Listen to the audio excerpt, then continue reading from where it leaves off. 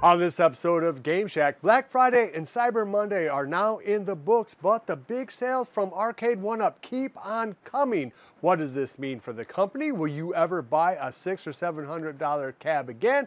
And I have some predictions. All that and more coming up next. Hey everybody, welcome on back into the Game Shack. I am your host, JDV for Evil Genius Entertainment. All right, well, as I said in the cold open, the sales are still going on from Arcade1up. That's right, you can still get The Simpsons with a stool, you can get T2, and you can get Ridge Racer all for $2.99 from either Kohl's, Best Buy, or Walmart. I haven't checked Amazon, but I'm sure that some of the sales are going on there. So if you look around, you can still get those brand new 2022 cabs for that low price. So there's a whole bunch of other sales still going on, maybe not quite as many as before, but those cabaret tables are still on sale. Dragon's Lair is still on sale. Tron isn't on sale, notably. I'm going to talk a little bit about that in a second, why that might be. But a lot of things are still on sale. And this has got some people wondering whether or not Arcade1up is in financial trouble, or if they're going to declare bankruptcy maybe, or something like that. I don't think any of that is true. They've sold over 3 million cabs since they first started selling these things 4 or 5 years ago. So they should be rolling in dough. I don't think that is the issue. I do think, however, that there is a few other factors into play beyond the pricing and the economy. The first thing that really struck my mind when I saw that T2, Ridge Racer, and Simpsons were all still at $2.99 is that there might be a guaranteed number of units that they have to sell. In other words, to get that Simpsons license, to get that T2 license, they might have had to guarantee the people who own those IPs that they were going to sell X amount of cabs. And at $600 or $700, they clearly had not reached that number. That is pure speculation. I do not know if that is the case, but of course that doesn't really explain the rest of the cabs, why they are still a lower price. One interesting thing to note about this, there have been a lot of, I think, pretty good cabs that come out. There's been some uneven things, speaker gate, the 19-inch monitors not being good, the Tron joystick, a few other issues out there, the various issues with T2. But one of the things that were really a hallmark of this year were the $700, $699 pricing and only having 2, 3, or 1 game on those cabs. So that was a new phenomenon for this year. And I think what all of this really means when you break it right down is that we're going to see the death of that pricing scheme, at least only having 3, 2, or 1 games on those cabs. I mean, it's one thing to spend $600, $700 if you're getting 250 games or something like you might see on the ALU. It's a lot different when you're having some technical issues, design defects, things like that, and you're only getting 1 or 2 games. That's a lot tougher or harder pill to swallow.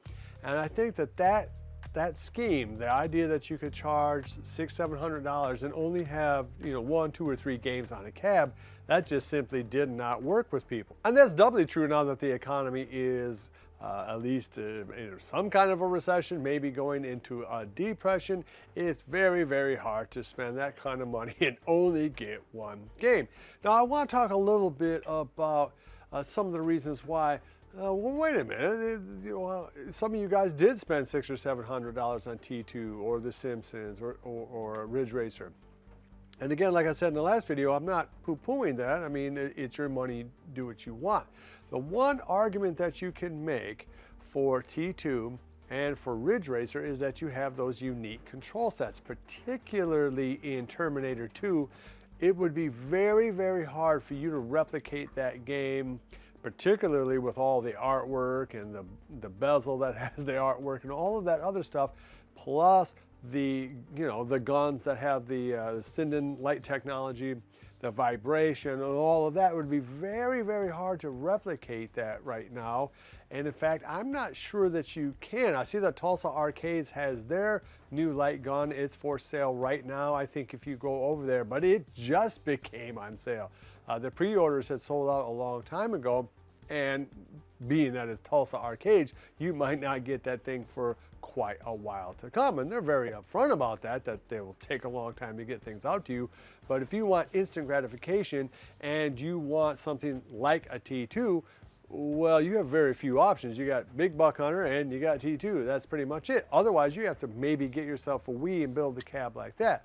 So that would be very cost prohibitive if you could even do it at all. So I think that kind of does help explain why some people might be willing to pay $600 or $700 for those cabs, because in honesty, it would probably cost at least that much, if not more, to actually try to replicate those cabs if you were building them yourself. So there is an argument to be made. It's part of the reason why I picked up T2 immediately when I saw it at $2.99, is because it's a very hard game to replicate. So there is some argument to be made, and that maybe is where we come to Tron. Why is Tron not dropped down to this $3.99 or $2.99 price tag? Indeed, I don't think it's ever gone below $5.50.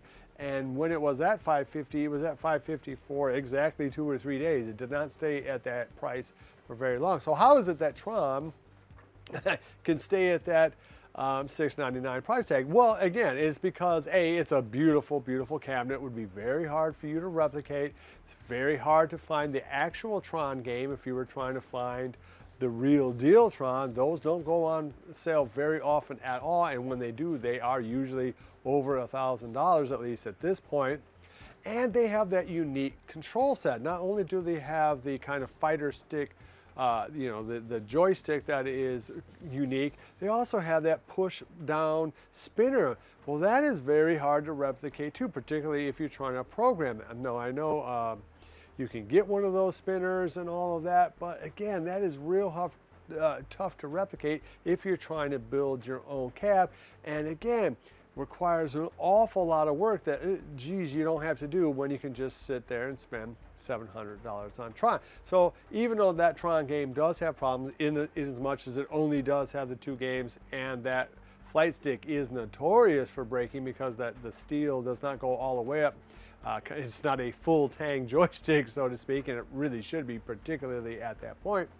You can understand why people do spend that money on Tron, because it is almost impossible to replicate on your own if you're trying to do it, particularly if you don't have a lot of programming skills or building skills. Compare that to something like Pac-Man, which almost anybody could emulate, just a simple joystick. You don't even need a button for that game other than a start. And you can see some of the differences. But, and this is the real meat of the episode, now that we have seen a game like T2, a beautiful cabinet, even though I know it has some emulation problems and the marquee is a little washed out, although I will have a little cheaper solution for that in my upcoming mod video. Still a beautiful cabinet. And the game is, decently well emulated. I mean, it is a party cab, just the way that Big Buck Hunter is a party cab, but even more so because you don't need to be so exacting in the controls with T2. You just blast away, right? Now that I have bought that cab for $2.99, a big, beautiful cab with an A-list title with that unique control set for $2.99, guess what I'm not ever going to do again? Spend more than $2.99 on a cab from Arcade1up. I'm just not going to do it. Again, Tron might be the one exception to the rule where, okay, I do pay $400 for Tron because of that unique setup and because the cab is so freaking beautiful. But outside of that, I'm going to find it very, very hard to look at Arcade1up games and say I'm going to spend more than $2.99. Unless they come out with a 20 or 30, maybe a 60 game cab that has just they just hit you with all of their IPs on one mega cab and say, here you go, pay us $600, $700, but you're getting 40 titles. I could see something like that. But once you've been to Paris, it's mighty hard to go back to the farm, right? I mean, we're talking about, there's a lot of dang money for just 1 or 2 games. So what do I think is going to happen? Well, I think a lot of you guys are going to feel the same way. A lot of us already have these cabs, right? I mean, a lot of us have already have our Pac-Man. We've already got the kind of base level cabs. We already have some version of Street Fighter or Mortal Kombat. We've knocked that off the bucket list, right? A lot of us have T2 now, particularly after this Thanksgiving weekend. I mean, how many people bought T2s over this weekend? I'm guessing a lot of people already had bought them just based on the interest you see from third-party accessory sellers like Joe Sabo giving you that new marquee and things like that. So there's a huge amount of people now who already have some of these bucket list cabs out of the way. Like Dragon's Lair was down to $550. I think it still is $550. For some people, that is the cab. That is what they're going to want. But I'm going to tell you right now, that cab is going to keep on going down lower just because, you know, how much interest can there be in it? So I really do think that perhaps Arcade1up has painted themselves in a little bit of a corner with this, and they do have a little bit of a dilemma.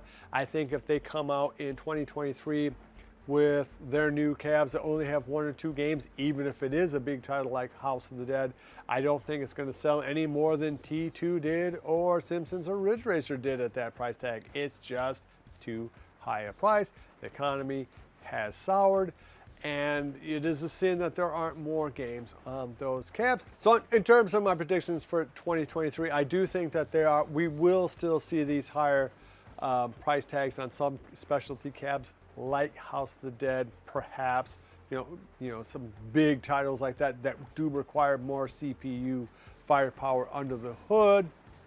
But I do think for every kind of game from T2 level on down, fans and hobbyists are just not going to be willing to spend much more than $300 or $400, particularly if these cabs only have 1 or 2 games on them. I don't know, what do you guys think? Are you ever going to spend that kind of money again, no matter what? Is Arcade1up going to either put more games on these higher end $600, $700 cabs, or are they just going to do away with them? Or are they going to kind of shift their tone and give us riserless, you know, 5.5, 6 foot tall cabs that still only have a few games, but where they really do up the production value of the game? So in other words, we have a 20-inch monitor that is of similar quality to a BOE. That remains to be seen. But I know one thing, a lot of us are never going to spend more than $299 for a game again. All right, please let me know what you don't think. It really does matter to me. You guys are a great community. I'm glad to be a part of it. Thanks for watching my videos. It really does mean a lot to me. Love each other. And until next time, I'll see you guys in the Game Shack. Mwah! Be sure to visit evilgeniusentertainment.com for exclusive content, swag, casting call news, and much, much more.